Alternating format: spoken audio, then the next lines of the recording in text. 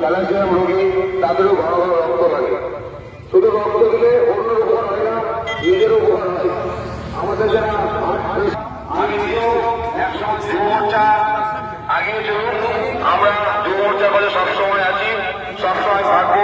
যে কোনো আমরা চাই তারা আরো অনেক সমাজ ভালো কিছু এইটুকু বলে আমি আমার বক্তব্য শেষ করছি। ধন্যবাদ। সুন্দরভাবে এগোনো চাই। যারা বাইরে আছেন তারা আমরা জানি সকলেই যে রক্তদান মহান দান, রক্ত দিয়ে প্রাণ বাঁচায়, কিন্তু আমরা অনেকেই এই অপূর্ণকে সেবামূলক কাজে কিন্তু এগিয়ে আসি, সাহস পাই না।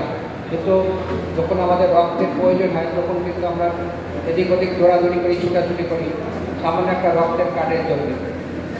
তা আমরা সকল সচেতনমূলক মানুষ যারা সমাজের বিভিন্ন স্তরে আছেন, দায়িত্বপূর্ণ মানুষ, সকলকেই বলবো আগামী দিন আজ থেকে যারা বা বিগত দিন থেকেও যারা এইসব কাজে যুক্ত আছেন, তারা আপনারা যারা বিভিন্নভাবে সমাজের দায়বদ্ধ, সমাজ সচেতনমূলক কাজে সমাজে বিভিন্ন স্তর থেকে আছেন।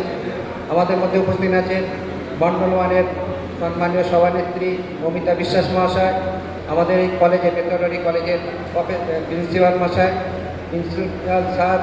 এটা শুরু করা হয়েছিল যে কার্যক্রমের মধ্যে দিয়ে আগামী 1 বছর আর এই 1 মাস অন্তরে আমরা আমাদের বিভিন্ন সেবামূলক কাজে আমরা নিয়োজিত থাকবো।